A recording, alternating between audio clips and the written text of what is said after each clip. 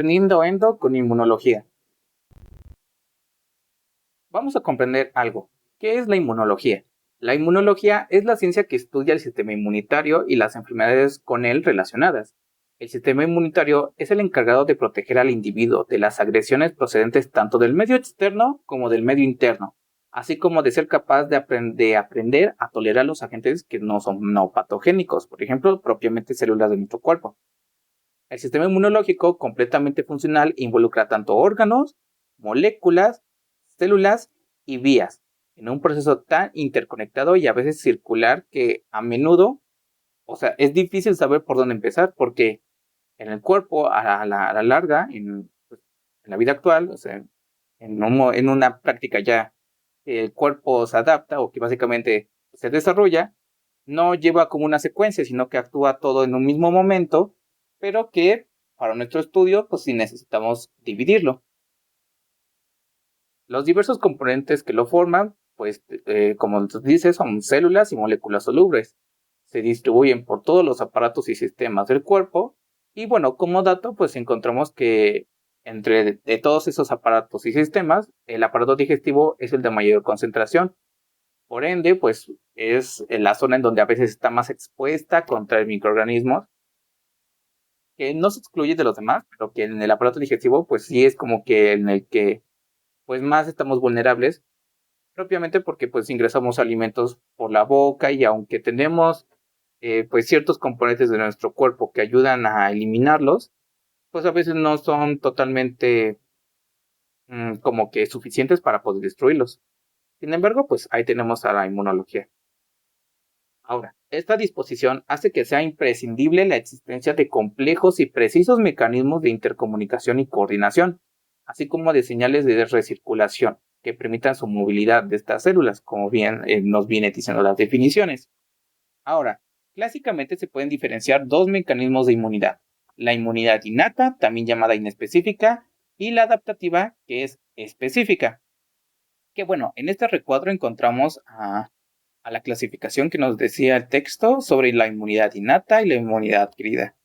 Por una parte, la inmunidad innata o inespecífica, pues encontramos a las células fagocíticas, a los poliformonucleares, que propiamente que son las células como los neutrófilos, que en su gran mayoría en circulación encontramos en gran cantidad. Y por ejemplo, pueden de cierta forma atacar a microorganismos derivados de hongos o bacterias extracelulares no encapsuladas por su pequeño acrónimo que es BEC. Y por otra parte tenemos a la inmunidad adquirida, que se subdivide en inmunidad humoral y celular. Que aquí, ojo, la inmunidad innata también se puede subdividir en dos partes, humoral y celular, pero que más adelante lo vamos a ver. Y bueno, regresando a inmunidad adquirida o específica, a inmunidad humoral, pues encontramos a los linfocitos B, y a inmunidad celular tenemos a los linfocitos T. Por una parte, los linfocitos B como que se subdividen en inmunoglobulinas, debido a que estas células producen anticuerpos o inmunoglobulinas, por decirlo así, que van a tener como ciertas características. Por ejemplo, existen la inmunoglobulina A, la inmunoglobulina G, la inmunoglobulina M, que bueno, cada una pues va a estar como que respondiendo a, a un sitio, o bueno, básicamente a un momento de infección.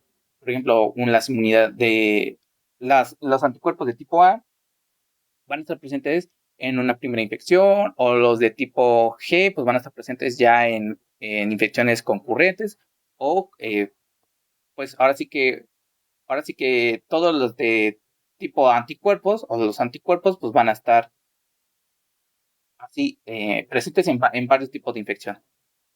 Que a su vez, por ejemplo, también tanto inmunidad innata como inmunidad adquirida, pues comparten ciertas características. Por ejemplo, los eosinófilos de la inmunidad innata atacan o básicamente están presentes en infecciones o alergias.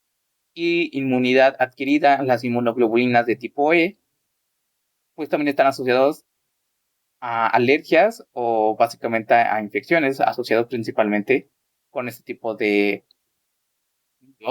principalmente con microorganismos como parásitos. Entonces, tanto adquirida como innata, pues están relacionados. Ahora, Vamos a explicar un poquito más sobre la innata. También vamos a darle su parte a la adquirida, pero ahorita vamos a darle como que el protagonismo a la innata, o también llamada inespecífica. Esto parte de la gran inmunología o el gran estudio de la inmunología pues, que tenemos actualmente. Ahora, inmunidad innata. Sus componentes se encuentran siempre presentes y dispuestos para actuar inmediatamente, sin requerir tiempo de latencia para el desencadenamiento de las acciones defensivas. La inmunidad innata no es específica de antígeno y carece de memoria, es decir, sus respuestas no registran un aumento de su eficacia en sucesivas exposiciones a este. Esto básicamente podría decirse que es una debilidad, pero no es así. ¿Por qué? Porque este tipo de inmunidad, o sea, se encuentra, por eso como dice el texto, se encuentra dispuesto para todo. O sea, que entra primeramente un microorganismo, rápido los ataca. O sea, ni siquiera lo piensa dos veces. O sea, este ataca porque ataca. Por eso dice que aunque no es específica de antígenos, sí es capaz de diferenciar algo. Y el que diferencia son básicamente los patrones de estructuras microbianas, conservadas o pertenecientes a grandes grupos de microorganismos. Que, bueno, si no los ataca por un grupo, ahora sí que una especie o un género específico, los ataca por grupos. Y esto se le llama los denominados PAMs, los patrones moleculares asociados a patógenos. Que bueno, aquí en este recuadro pues encontramos algunas características de estos PAMs y de cómo es de que estos los podemos llegar a reconocer. Pero ojo, los PAMs no están en el cuerpo. Estos patrones no son del cuerpo, son de los antígenos. Como lo dice este mapa, los patrones moleculares asociados a patógenos es porque habla de los patógenos, de los que producen patogenicidad, o bueno, básicamente que producen enfermedad. Sus características es que están presentes en los microorganismos, pero no en el huésped. Y estos PAMs son esenciales en la estructura o función del microorganismo.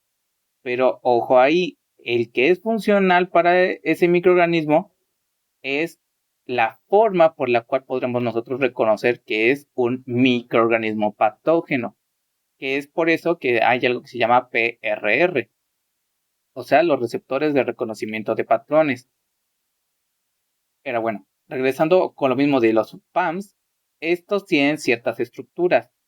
Las estructuras de PAMs pueden estar encontrados en su estructura de microorganismo, pueden estar encontrados como proteínas, como ácidos nucleicos, como lípidos de la pared celular o glúcidos, que son propiamente la forma por las cuales estos son esenciales para esos microorganismos, pero por otra parte es la forma por la cual nosotros vamos a atacarlos. Es curioso de que lo que le funciona a ellos nos funciona a nosotros, porque a ellos es funcional en el sentido de que les sirve para pues, subsistir y nosotros nos sirve porque es la forma por las cuales vamos a atacarlos. Y entonces estos receptores de reconocimiento de patrones se pueden como que encontrar en las tipo TOL, así como que los podemos encontrar, estos receptores de patrones, los encontramos en estructuras tipo TOL, que son tanto extracelulares o intracelulares. Y cada uno de estos tipos de estructuras tipo TOL, extracelulares e intracelulares, se subdividen, porque cada una de ellas subdividida va a como que a reconocer a las estructuras que propiamente tienen en su membrana o en su forma estos patógenos. Por ejemplo, los tipo TOL 8 y 7 pues van a encontrarse o van a unirse con los ARN vírico, que son propiamente pues, los ácidos ribonucleicos. O, por ejemplo, las estructuras tipo TOL 5 pues van a encontrarse con los PAMs de flagelina bacteriana. O sea, son estructuras en las cuales van a ser en cierta característica lo que es funcional, digo, como para ellos, como para nosotros en los que atacan, porque se subdividen. Además de las estructuras tipo TOL o células tipo TOL, pues encontramos a lo que son los receptores fagocíticos que participan en la fisiopatología de las aterosclerosis. Esto por cierta característica en el que no solamente van a encontrarse estos dos conceptos, sino también van a ver también como que receptores de patrones asociados a daño, porque pues hay un daño en el sentido de que la acumulación de grasa en los tejidos del endotelio vascular, pues forma que se endurezca esta vascularidad. Por eso es de que participan en estos receptores fagocíticos. Y bueno, reconocen a los microorganismos e intervienen en su captación de los fagocíticos. Además, también encontramos a los tipo NOT y los de leptina, que por ejemplo son tipo C, que en definición son una gran familia de moléculas ligadoras de los hidratos de carbono. O sea, ejemplo, tenemos a los receptores de manosa y de ciclina 1. Mientras que por una parte los NOT, pues reconocen péptidos cortos que tienen residuos de N-formylmetiniona, que son pues, principalmente los de FPR y FPRL1. Ahora, esta parte de la inmunidad innata pues tiene la capacidad de reconocer señales endógenas, daño celular, como por ejemplo el ácido úrico, restos de células en apoptosis. Era lo que decíamos hace un rato, en el que dice que aunque sí ataca microorganismos, propiamente también reconoce otra definición sobre los patrones que pueden llegar a causar daño. A estos se les llaman patrones moleculares asociados al daño, porque propiamente hay tanto células que producen enfermedad como estructuras o moléculas que pueden producirlas a la larga.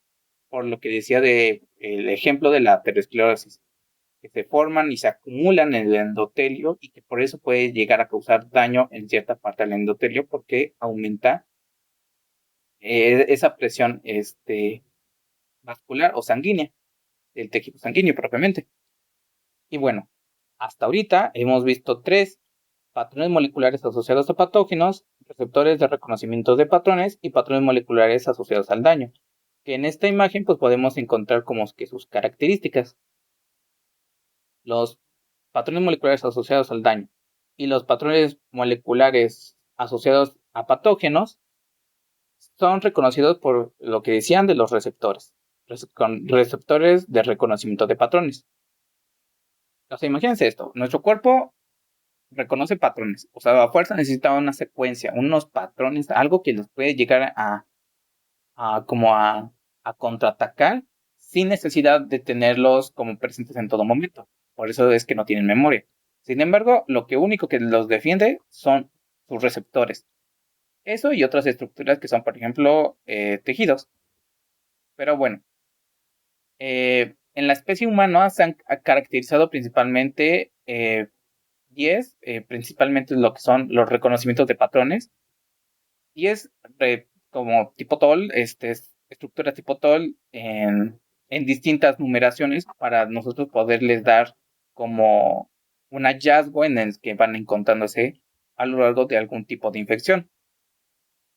Son localizados extracelularmente, a excepción de las estructuras tipo TOL 3, 7, 8 y 9, que se localizan intracelularmente, y estos están relacionados con el reconocimiento de PAMs tipo ácido nucleico. Los receptores NOD, por su lado, son de localización exclusivamente intracelular. Algunos polimorfismos genéticos en la secuencia del gen NOD2 se han asociado con susceptibilidad a enfermedad inflamatoria intestinal. Y bueno, esto es como en cierta parte de los receptores, porque son formas en las cuales nosotros podemos explicar cómo es de que el cuerpo contraataca o como que se defiende ante los patógenos que son en su gran mayoría pues de distintas clases. No siempre podemos encontrar uno específico. Podemos distinguir en cierta parte a que la inmunidad innata va a atacar a través de dos vías o como que de dos maneras. Por un lado tenemos a una respuesta en la que va a ser exclusivamente inflamatoria y una que es exclusivamente de interferón tipo 1, tanto alfa y beta. Pero bueno, esto de una manera teórica, porque de una manera práctica, en el momento pues están las dos. Respuesta inflamatoria, porque hay algo que se llaman signos cardinales de la inflamación, que debe haber calor, rubor, tumefacción, dolor o pérdida de la función. A veces no siempre es pérdida de la función, en ese sentido hay signos que a veces se omiten, pero que otros están más presentes que, que otros. Por ejemplo, una mayor tumefacción, que se agranda, una mayor ruboración, que pues se pone rojísimo, o calor, que al momento que, por ejemplo, tocas algo, pues calientísimo, así en el cuerpo, en un tejido. Que eso, por ejemplo, lo podemos ver al exterior, fuera de nuestro cuerpo, por la piel, pero internamente a veces solamente se agranda. Ahora, viendo la respuesta inflamatoria tiende a inducirse por expresiones de citocinas inflamatorias, que bueno, son propiamente lo que hablabas de la característica del sistema inmune innato. Interleucina 1, o que los libros lo marcan como IL-1, los beta IL-18, factores de necrosis tumoral, TNF o de interleucina 6. Y suele producirse por la activación de, pues como dicen, los patrones de reconocimiento y los patrones moleculares de patógenos, de microorganismos extracelulares. Y por otra parte, la respuesta de interferones tipo 1, pues es una respuesta en la que se induce por una expresión de genes de los interferones tipo 1, alfa y beta, y suele producirse por la activación de propiamente pues de los receptores 3, 7, 8 y 9, intracelulares implicados en el reconocimiento de ácidos nucleicos y la respuesta frente a infecciones víricas.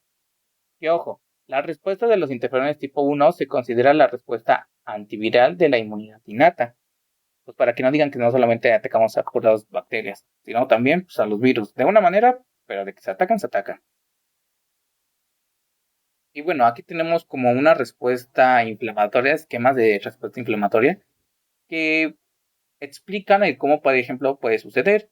En un esquema, pues encontramos que aquí hay inductores. También hay algo que se llaman pirógenos, que son sustancias que, por ejemplo, pueden inducir a el sistema, pues, ahora sí que circulatorio y el sistema hipotalámico, pues, produce calor en general. Y bueno, tenemos inductores tanto exógenos como endógenos. Por una parte, exógenos tenemos a microorganismos y a los no microorganismos. Por ejemplo, alérgenos, cuerpos extraños, compuestos tóxicos o hipoperfusiones. Y bueno, de microorganismos, pues ya los conocemos, los PAMs y los factores de virulencia. Y por otra parte, los endógenos, pues tenemos a derivados celulares, macromoléculas, moléculas proinflamatorias, etc. Derivados tisulares como cristales, derivados plasmáticos como factor 11 y otros más. Derivados del MEC, productos de degradación o de la matriz extracelular. Inductores lipopolisacáridos bacterianos. Alérgenos, cristales de urato de monosacárido o pirofosfato de calcio deshidratado, o también hasta el mismo colágeno, que bueno, ya tienen como una cierta característica tanto de ser sensores, mediadores y efectores. Efectores en el sentido de que ahí va a suceder su funcionalidad. Sensores porque se activan y mediadores porque hay una comunicación. Y bueno, pues así a grandes rasgos como signos de clásicos de inflamación, pues los característicos que decíamos hace un rato. Enrojecimiento, hinchazón, calor, dolor, pérdida de la función. Haciendo esto pues de que la inflamación es la respuesta de los tejidos vascularizados. Y bueno, en el cuerpo todo está vascularizado. Entonces a fuerza, si es que va a haber algo, como les digo, y unos inductores, a fuerza se va a inflamar ese tejido. Que lo podemos ver es una cosa y los que no se puedan ver pues, estarán presentes ahí, pero sigue siendo inflamación. Que algunos signos cardinales no los podemos ver, pero de que están presentes, están presentes. Y bueno, propiamente no solamente es pura célula. Como bien vimos, había parte de lo que es el del observar, que es la inflamación, pero para propiamente evitar de que nosotros contraigamos tantos procesos moleculares, vías y células, encontramos barreras que nos ayudan a propiamente a cubrirnos o a defendernos de estas células malignas o cuerpos extraños que quieran ingresar al organismo y pues que nosotros nos haga daño. que estas son las barreras epiteliales, principalmente piel y mucosas. La piel es un tejido que es continuo y lo que ya no es continuo en el sentido de que termina piel, inicia mucosa. Por ejemplo, la cavidad oral, la mucosa olfatoria o, por ejemplo, la mucosa óptica. Que bueno, viendo también la anterior clasificación, habíamos dicho que no solamente la inmunidad adaptativa se divide en celular e inmunoral, también la innata la podemos encontrar como una innata y celular. Digo, una innata celular y una innata humoral. Por ejemplo, encontramos a la innata celular, que son, pues, por ejemplo, macrófagos que se convierten a monocitos, leucocitos poliformonucleares, como los eosinófilos, basófilos y neutrófilos, que van a dar, pues, propiamente estructuras para atacar a los microorganismos que ingresaron al cuerpo y que atravesaban estas barreras epiteliales.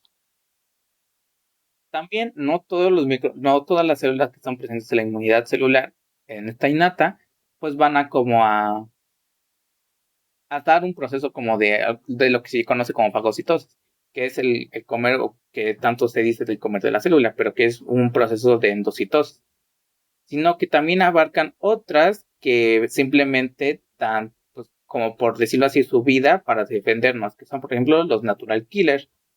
Estos son los asesinos naturales, que están en cadena.